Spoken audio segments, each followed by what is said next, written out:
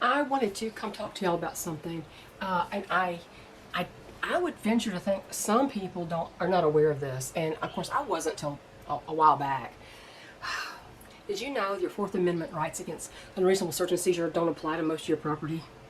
Did you 96% of the land in this country doesn't fall under the Fourth Amendment protections? And I wanted to make sure that people knew this because I've seen so many stories recently of people finding game cameras on their land that they didn't put there, finding government cameras spying on them, playing it all around their fields. Saw men in camouflage gear running through their woods. And that's not hunters. Where this started was 100 years ago, right before Prohibition. They were missing out on the tax dollars from the moonshine from the stills in people's back fields and back of their property where they were hiding it. And the Supreme Court made a sucky decision, as they sometimes do, to benefit the government over the citizens' rights. And they said, you know, if it's what they call an open field, it doesn't have to be a field, it can be the woods, but if they have the open field policy where if it's not within the immediate place around your house, the immediate, what they call the curtilage, and that's a nebulous concept, I don't know, we'll go there in just a sec. If it's outside of that, it's considered open field and fair game for them to walk across, search buildings that are on it, all of that. I saw one video about something talking about unreasonable search and seizure and talking about the FBI coming to people's homes at ATF, and they said, oh, if you have a path to your back garden gate and it's unlocked, it's an open invitation to the public. No, it's so us old people can walk around without tripping up and falling on our faces, right? But curtilage laws is very vague, intentionally vague in my opinion. What is the immediate area around my actual home structure? What if you have a postage stamp lot and there's 25 feet between you and the next house? Well, your curtilage would go to the next property line because you don't have any other acreage and you have nothing to be at your disposal to use. Well, I would think that the curtilage, I hate that word, it's such a disgusting curtilage, I think of curdling milk, around my house would have to be larger than somebody in a little subdivision, rack 'em stack 'em kind of subdivision where all the houses on top of each other. Because I go to my barn at least 50 times a day. I go to my garden, which is further than my barn, a lot. Constantly, all day, in and out, in and out. I use all that property. It's not open field. It is used by me. But, see, the barn's about 100 feet from my house. The garden's further than that. This rule doesn't say how many feet beyond the footprint of your house that applies. It doesn't say. So it's up to their discretion. Anything left to the government's discretion is going to be in the favor of the government. So we have other adjoining acres that we walk pretty regularly. I don't go to the bottom lot a lot because I need to have it bush hogged again. It's full of blackberry brambles and such. And there have been bear on this property, so you have to be very careful. But I do walk down there to be sure there are no squatters. And we've talked about growing a garden on the pasture lot because it's in full sun at the top of a rise, and it would be a perfect place for a garden, for growing the food that sustains our family. So is my barn fair game? Do they get to go into my barn, take my eggs, steal my chickens? Because it's not right around my house. It's at least 100 feet from my house. So where's the curtilage? Is my next adjoining lot fair game? Because I go down there often. Am I going to have to build a house down there just so that they can leave it alone? I heard somebody talk about privacy fencing. Oh, if you have a privacy fence, a 6-foot privacy fence with locked gates all around your property, they're not allowed to go in. Oh, but if there's a path to the gate and it's not locked, they can go in. What? I have heard nothing to define how big that area around your house is. Nothing. Nothing to define that. It's up to their discretion.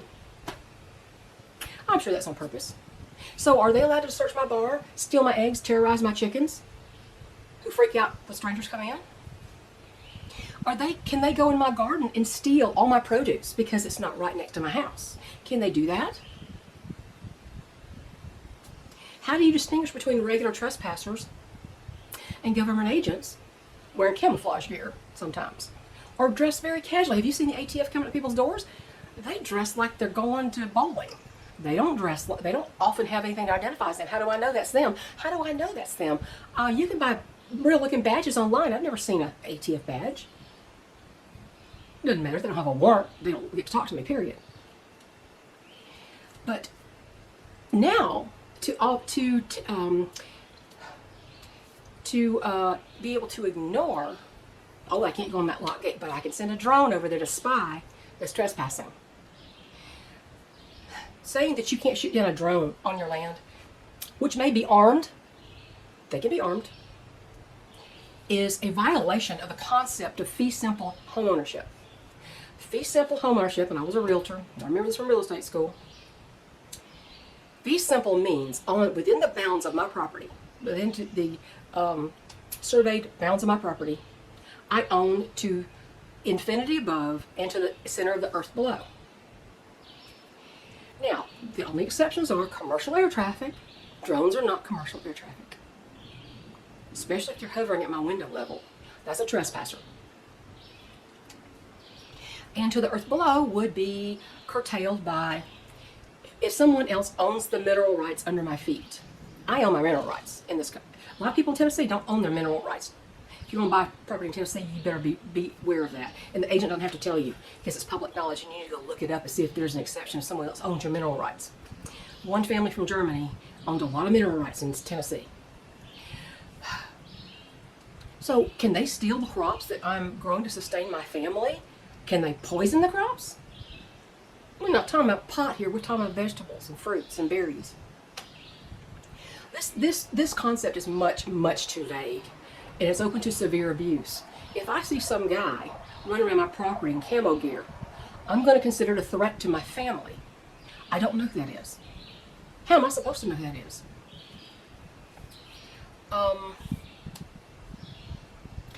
Like I said, they have zero identifying clothing most of the time. They're not wearing jackets in the summer. I just saw 2 ATF agents march up somebody's door and say that's who they were from. They were, and until they flipped out a badge, which could be fake, they looked like they were strolling around on a Saturday afternoon. They didn't look like they were government agents. And I think that's also by design, to throw you off your game, to make you feel a little bit more affinity, like they're a neighbor. They're not neighbors. I have heard so many videos in the last few years of people finding cameras on their property that they didn't put there. And it come to find out it's government spying cameras. One guy on his land, he found a game camera stuck on a tree that he knew he didn't put there. He had no idea who it belonged to. He removed it from the tree. He was arrested for stealing government property. How the heck was he supposed to know that was government property? And even if it was, I wouldn't allow it to stay there. It's coming down. Drones coming down. They do not have the right to trespass.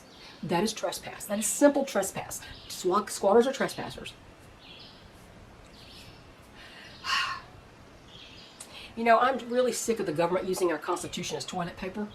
This administration, this authoritarian, totalitarian regime that this old geezer is trying to run when he can't even lift his leg without falling down, this needs to end. The authoritarianism needs to end here. The only way it can end is the citizens end it, forcibly end it, just like our forefathers did. Now, of course, the signers of our most important papers in history are rolling in their graves when they see the government boots on people's necks. Think about what they did, though. They left the country.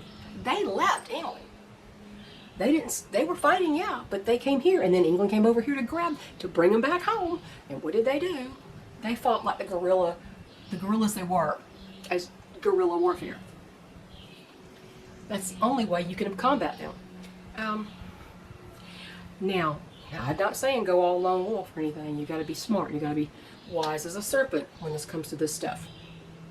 But it's really sad that you don't have a right unless you have a lot of money to hire lawyers to defend it, which means it is not a right at all. It is a privilege that they are revoking from you. If it's not automatic, it's not a right.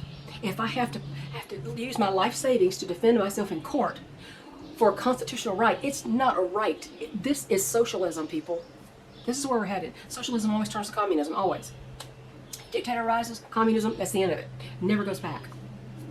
And all I hear now is about government overreach and abuse these days. You know, what about a new American Revolution? What about a reversion to the founding principles of the country? So, curtilage, what a stupid word. I just hate that word. It's so horrible. I'm sure it has some kind of meaning, and it comes from somewhere, but I don't care where it comes from. If they can take your food for no reason, literally out of your garden, and leave you high and dry, I was like, oh, I love this. It's for the common good. How is it for my good if you take my food? But see, I've also seen the government weaponized. I mean, see, a lot of people say, well, if you're not doing anything wrong, why would you care? Why would you care? Why would you care? Well, that's an asinine statement. That is so stupid. There have been plenty of people recently who've been thrown in prison, their rights violated, for literally doing nothing but exercising a constitutional right. Right, in quotation marks.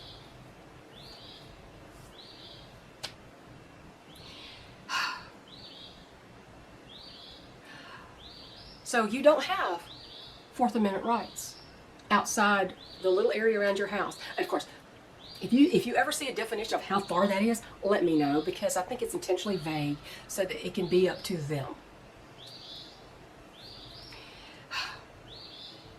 And the thing is, unfortunately, if somebody's in my barn, they're liable to be removed quickly.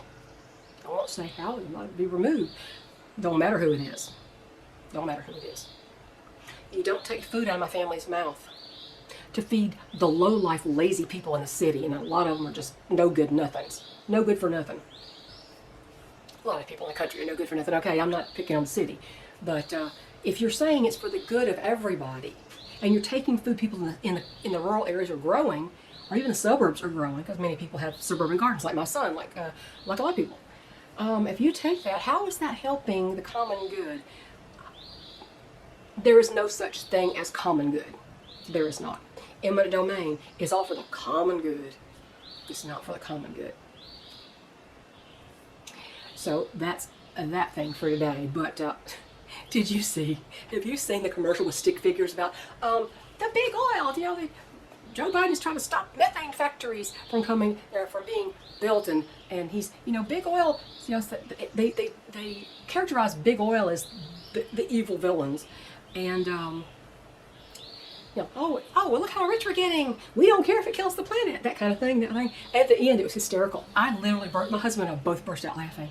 It's just, and then Joe Biden bodied big oil, and it showed a stick figure with his face on it, his actual face on it, stomping on a building, a factory, some methane factory or whatever it was that they were trying to portray. Had him stomping on a body. He bodied big oil. He did this and this. Like I thought, there is no way that man could lift his foot without falling over. Are you serious? Oh, come on.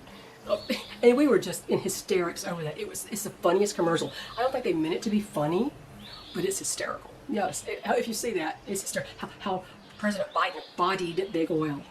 I assume bodied means like a body slam or something. I don't know the slang. I don't usually speak in a whole lot of slang. So, that's hysterical. There's a comedy for you. But unless you have money to defend your so-called rights, you don't have any rights. You have none. You don't have any. You do not have any rights today.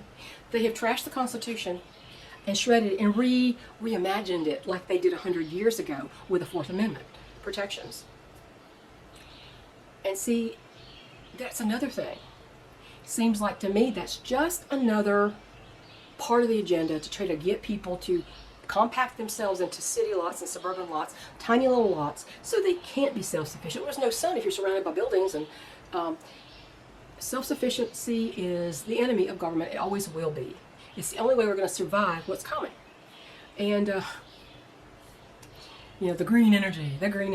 You know what? The green energy uses a lot of petroleum to make batteries. You can't even dispose of those things. They cost about, a third of the price of your car to get a new one.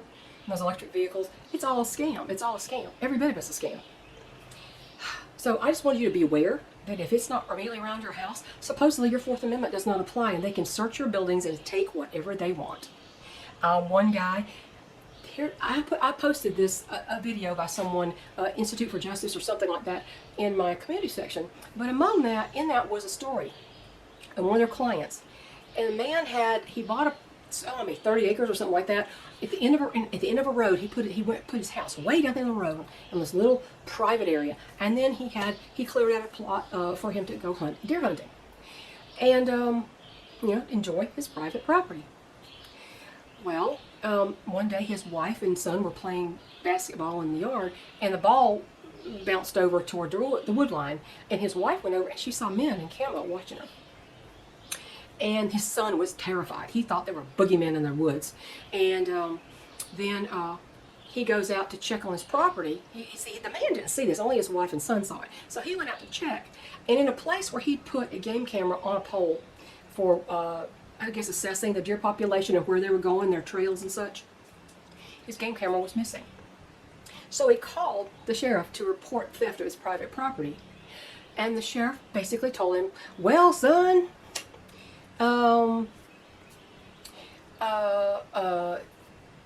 it's been confiscated. The game warden's confiscated your camera, and you're not getting it back. They wanted to see all the pictures to see if they could see illegal activity. You know what's prompted all this? The man's brother in the next county now, not down the road from him, but in the next county, was under investigation for some kind of hunting violation. And because he was under investigation, they go to his brother's house in another county and steal his private property and spy on him and terrorize his family. Apparently this organization, Institute for Justice, I can't remember what the name of it is, they have so many clients now, and it's one story after the other, a violation of constitutional rights, in my opinion. And the Supreme Court made a massive error 100 years ago in favor of the government. That needs to be rectified. But until then, the authoritarianism is going to continue, and the government overreach and the abuse. And I just wanted you to be aware that if you weren't aware of this no Fourth Amendment rights on your property, if it's basically past your steps or something. But again, that's up to question, because they don't say how far, how many feet outside your door, outside your house footprint does your curtilage go. Well, like I said, mine goes way out a lot further than most people, because I use my other property. I use my property. It's not some open field that's just sitting out there alone. I use it. I go back and forth 100 times a day generally. I mean, probably 50 times to the barn and a bunch more to the other lot, into the peach tree, into the gardens. But according to them, they can come and steal everything I have. And it's okay, because I don't have any rights. So, I'm sure law enforcement might know better than me, a little bit more in depth than I do, but I find this thing unconscionable and atrocious. It needs to be changed. But the only way it's going to change is for the citizens to forcibly remove that boot from their necks, just like our forefathers did. And sadly, there's no other place to go.